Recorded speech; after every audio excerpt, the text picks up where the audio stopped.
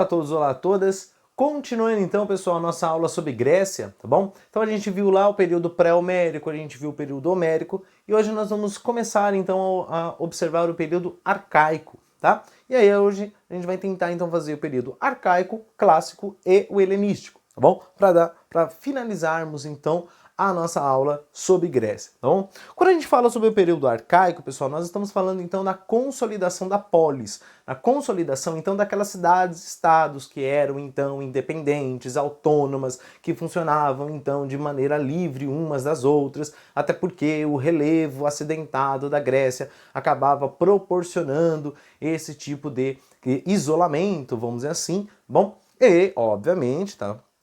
Acaba então criando diversas cidades.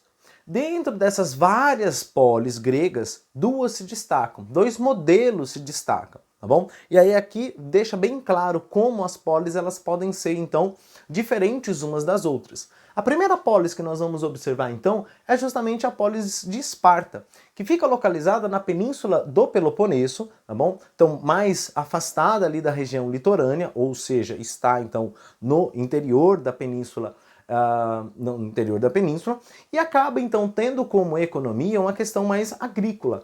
Tá?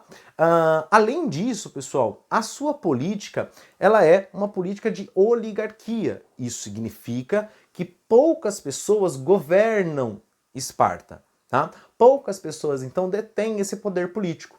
Essas poucas pessoas, elas vêm de uma única classe social, que são os esparciatas, os espartiatas, espartanos. Tá? Ainda ali dentro você vai encontrar os óplitas, ou os oplitas, os hoplitas, que vai então trazer essa questão então do soldado cidadão. Tá? Esses caras, pessoal, dessa camada social, são os caras então que vão liderar o processo político.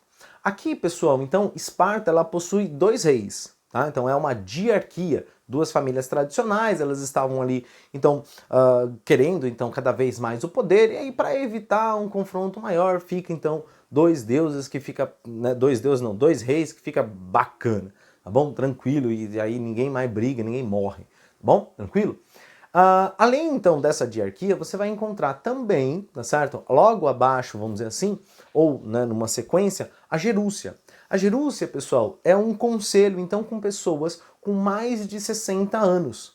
Tá? Então, esses idosos, esses anciãos, esses sábios, né? Até porque dentro da antiguidade você tem essa referência, né, a pessoa mais velha, até porque ela tem mais conhecimento, ela conhece mais, justamente porque ela viveu mais. Né? Então, esses caras, eles governam ali, tá certo? Esses caras, eles votam, esses caras, então, eles decidem aquilo que foi discutido na Assembleia Popular, certo? Que é a Ápila, tá bom? Então, esses outros cidadãos com 30 até 60 anos, eles discutiam nessa Assembleia Popular, tá? E depois de discutido ali, ia para Gerúcia, tá bom? Entretanto, todavia, quiçá, você ainda vai encontrar o Euforato. O Euforato, ele fiscaliza o papel da Ápila, da Gerúcia e até mesmo da diarquia. Tá? O Euforato, pessoal, ele tem um poder gigantesco dentro ali de Esparta. Tá? As decisões ficam a cargo da Gerúcia, tá bom? Desse conselho de 60 anos. Mas o Euforato, ele tem um grande poder porque ele fiscaliza tudo isso, tá bom? Tranquilo? Dentro da questão social, pessoal, você vai então encontrar geralmente ali três camadas, tá bom? Então você vai encontrar esses espartanos, né, esses bem-nascidos e etc, etc. Você vai encontrar então uma classe de estrangeiros e você vai encontrar os ilotas. Os ilotas, muita gente coloca os ilotas como escravos, mas não é bem escravo. Eles são aqui, pessoal, mais como servos. Tá? Pessoas então que foram dominadas, né, lá na antiguidade elas foram dominadas então, tá? E por não serem dessa camada social, né, de dominadores, então logo eles têm que servir aos espartanos. Bom, tranquilo? Essa sociedade também é voltada para a questão militar. Isso fica muito claro quando você observa então filmes como, por exemplo, Os 300. Mas vai com calma, tá certo? Os 300 é um filme hollywoodiano, tá? Então você tem que observar ele com calma. E a gente vai voltar a falar sobre isso daqui um pouquinho para frente, bom? Em contraponto a Esparta, nós vamos encontrar então uma outra cidade, estado, uma outra polis, que é Atenas. Atenas, pessoal, ela já está mais localizada próxima do litoral. Então ela tem uma economia mais voltada para o comércio. E como ela está localizada no litoral, é um comércio marítimo. O que possibilita aos atenienses uma troca cultural muito grande. Porque se ela vai de um lado para o outro, de um lado para o outro, de um lado para o outro, tendo então contato com diversos povos, então aqui ele vai trocando as suas culturas, tá bom? Não é à toa que a sociedade, a cultura ateniense, ela é mais voltada para as questões intelectuais, tá? Quando a gente fala então dos grandes filósofos, muito provável que você vai lembrar então de Atenas, tá bom? Ligando uma coisa à outra, bom? Tranquilo? Aqui, pessoal, além então da parte social, você vai encontrar uma política. A política ateniense, pessoal, lá no começo ela era uma aristocracia, ou seja, o governo dos melhores, o poder dos melhores. Quem são esses melhores? Os eupátridas, os donos de terra, os grandes proprietários de terras. Porém, pessoal, ao longo do tempo, tá certo? Essa política ela acaba então mudando, tá bom? Ela acaba então indo para uma questão mais democrática, tá? Muito por conta dos reformadores, muito por conta dos legisladores, Drácon, Solon e Clístenes. Ainda tem o Péricles, mas calma, vamos por partes, como já dizia Chico Picadinho. O Drácon, pessoal, que não é o Malfoy, tá certo? Ele acaba então criando as leis escritas, tá bom? Então ele estabelece então um conjunto de normas, um conjunto de regras, né, que fica muito bem claro, vamos dizer assim, tá bom?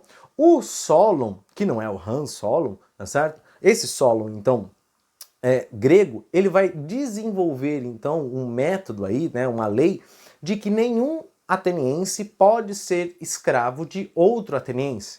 Isso significa que ele acaba com a escravidão por dívida. Então, somente pessoas que não são atenienses podem ser escravas.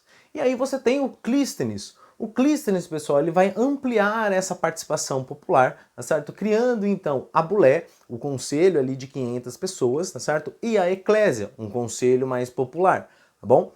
E, além disso, para defender essa democracia, para defender, então, esse sistema político, ele também vai desenvolver um negócio chamado ostracismo, que é o esquecimento. Bom, o ostracismo, então, pessoal, é um mecanismo de defesa da democracia grega. Então, na medida que você critica, na medida que você faz muito alarde, você é excluído, tá certo? Você é exilado da cidade de Atenas por 10 anos.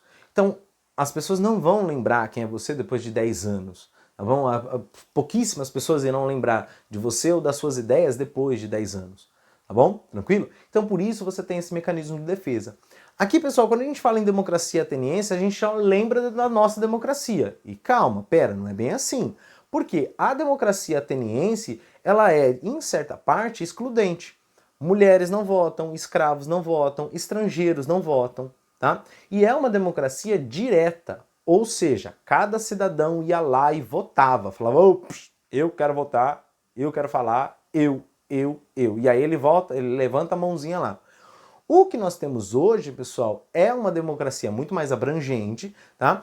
E ela é representativa, tá bom? Por exemplo, eu tenho que votar então em um vereador, para que esse vereador possa ser então a minha voz dentro lá da Câmara, tá bom? Ou em um deputado, seja ele estadual ou federal, ou em um senador, ou em um governador, tá bom? Então ele me representa ali, tá bom? Ele vai representar pelo menos a maioria, né? Então, democracia, o governo do povo, tá bom? Aonde o povo então governa, tá bom?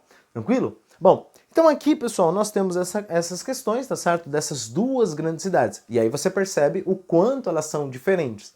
Mas você fala, tá, mas por que então todo mundo é grego se eles são tão diferentes? Porque os costumes, as tradições, elas são semelhantes, elas são iguais, tá? Eles cultuam os mesmos deuses, por isso elas são iguais. Então por isso que a gente pode chamar todos eles então de helenos, por isso que a gente pode chamar todos eles então de gregos. Bom? Tranquilo? Maravilha? Bom, indo então para o período clássico, pessoal, esse período clássico é um período então de treta, tá certo? De soco na cara, de dedo no olho, chute na canela, cotonete molhado, xingamento de mãe, aperto de mamilo, joelhada na barriga. E, nossa, o bagulho é feio mesmo. Por quê? Existem então diversas guerras contra inimigos externos, que são, por exemplo, os persas, e inimigos internos, que são, por exemplo, a própria cidade grega. Bom, vamos por partes, como eu já dizia Chico Picadinho. Dentro do período clássico, pessoal, nós vamos encontrar então as guerras médicas. A guerra então entre os helenos, os gregos, contra os medos, os persas. Medos, por isso médica, tá bom? Então aqui, nem sei se eu apontei para o lugar certo, estava fazendo sem olhar. Acho que apontei, né? Você deve ter reparado aí. Esses medos, então, pessoal, eles fazem diversas ondas de ataque. Nós vamos encontrar, então, três momentos, pelo menos três momentos distintos de ataques persas contra os gregos. Por qual motivo? Disputa comercial, disputa territorial, tá? Da Ásia Menor, principalmente, tá certo? Então, o Império Persa ele estava crescendo ali dentro da Península Arábica, tá certo? Dentro daquilo que a gente conhece como Oriente Médio, e a Grécia já estava ali teoricamente consolidada dentro do mar Mediterrâneo, etc, etc. E aí, obviamente, houve o choque entre essas duas culturas, tá bom? Aqui, pessoal, dá para falar sobre muita coisa, certo? Mas a gente destaca algumas partes, como, por exemplo, a Batalha de Maratona, tá? Que foi uma batalha, então, vencida pelos atenienses, uma batalha vencida pelos gregos, tá? E que leva, né, recebe a homenagem, vamos dizer assim, tá? Hoje, naquela corrida de 42 quilômetros. Aí você fala, tá, mas tem a ver uma coisa com a outra? Porque aqui, pessoal, quando os persas atacaram a cidade de Maratona, tá certo? Alguém tinha que avisar a cidade de Atenas que deu certo a vitória grega. Então teve um maluco lá, que eu não vou lembrar o nome agora, tá bom? Que saiu correndo da cidade de Maratona até Atenas, tá bom? E reza a lenda que quando o cara chegou em Atenas, depois de percorrer 42 quilômetros, ele só conseguiu falar, vencemos e morreu, tá certo? Foi pro beleléu. Tá bom? Tranquilo? Existe uma outra batalha muito interessante, tá certo? Que é a Batalha de Termópilas, já na Segunda Guerra Médica. Tá? A Batalha de Termópilas, pessoal, é retratada naquele filme 300. Mas, de novo, vai com calma. O filme 300 ele é baseado em um quadrinho, tá? Do Frank Miller. Aliás, o quadrinho é fantástico, certo? O quadrinho é maravilhoso, tá? Mas ali existem alguns erros históricos, até porque o filme é feito para entreter, tá? Ele não é feito para informar, tá bom? Então vai com calma quando assistir. Né? Existem questões históricas certas, mas existem questões históricas muito erradas ali também. Tá bom? Tranquilo? Então a Batalha de Termópilas é uma outra batalha muito conhecida dentro das guerras médicas. Você vai encontrar também a Batalha de Salamina, uma batalha que aparece no filme Os 302, vamos dizer assim, a Ascensão do Império, tá? Que é aquela batalha marítima. Tá bom? Tranquilo? E obviamente, pessoal, a partir das guerras médicas, Atenas então ela ganha um grande espaço dentro da política grega, tá bom? Criando então aqui a tal da Liga de Delos, que é justamente uma aliança militar entre as diversas polis para enfrentar um inimigo comum, que é justamente os persas. Tá bom? E, obviamente, é nesse período que Atenas passa então por aquilo que a gente chama de século do ouro, que é governado pelo Péricles, tá bom? Muitos historiadores, alguns historiadores, vão colocar então que o Péricles é o pai da democracia porque ele amplia os direitos democráticos. Outros tantos, tá bom? Vão defender então que o pai da democracia ateniense é o Clístenes, tá bom? Tranquilo? Então, toma cuidado aí em alguma questão, tá certo? Observa direitinho qual é o nome, tá? da pessoa, mas geralmente, há um consenso maior em falar que o Clístenes é o pai da democracia, tá bom? Tranquilo? E aí, pessoal, obviamente, com tanto poder da Liga de Delos, com tanto poder em Atenas, Esparta cria a sua própria liga em oposição à Liga de Delos. Ele cria, então, a Confederação do Peloponeso ou a Liga do Peloponeso, tá bom? Que vai disputar, obviamente, contra a Liga de Delos. Então aqui você tem, dentro da Guerra do Peloponeso, uma guerra entre Atenas e Esparta. Entre Atenas e seus aliados e Esparta e seus aliados. Essa guerra, pessoal, ela é conhecida como a teoria do suicídio grego. Porque mesmo com Atenas, mesmo com Atenas perdendo, isso significa Esparta ganhando, tá certo? E depois com o domínio de outras cidades e a ascensão de outras cidades, estados de outras polis, ali sobre a liderança, né, a hegemonia da Grécia, houve um enfraquecimento muito grande, tamanho. Tanto é que é nesse exato momento, né, aproveitando-se desse declínio grego, aproveitando-se então do enfraquecimento grego, que Felipe II, rei da Macedônia, inicia o seu processo de expansão, tá bom? Que é consolidado, obviamente, pelo seu filho Alexandre o Grande, tá? Então, aqui nós vamos ter, dentro do período helenístico, tá bom? O Império Macedônico, tá? Que é consolidado nas mãos, então, do Alexandre o Grande. Tá? Então ele começa ali na Península Balcânica, dominando a Grécia, depois ele vai se voltar para as questões africanas, invadindo então o Egito, invadindo então o Oriente Médio, tá? Já ali na Ásia Menor e aí o Oriente Médio, ele vai chegar até a Índia, tá bom? Criando então um vasto império, criando então um grande domínio, tá bom? Tranquilo? Além disso, pessoal, além das grandes conquistas militares, né, territoriais, Alexandre o Grande também promove a difusão da cultura grega, tá bom? Então, muita coisa foi preservada, vamos dizer assim, justamente por conta disso, por conta dessa fusão com a cultura local, com a fusão com a cultura oriental, tá bom? Então, muita coisa que permanece. Exemplo, os Jogos Olímpicos, exemplo, o teatro, filosofia, tá bom? Arquitetura, conhecimentos matemáticos, etc, etc, etc, etc, etc. Bom? Tranquilo? Então, pessoal, chegamos então ao fim, tá certo? Depois disso você vai ter a ascensão de Roma, tá? É o nosso próximo capítulo, a nossa próxima aula, se Deus quiser, tá bom? E aí, qualquer dúvida, qualquer comentário sobre Grécia Antiga, deixa aqui que eu entre em contato com vocês o mais rápido possível, tá bom? Tranquilo? Então, até mais, pessoal. Falou!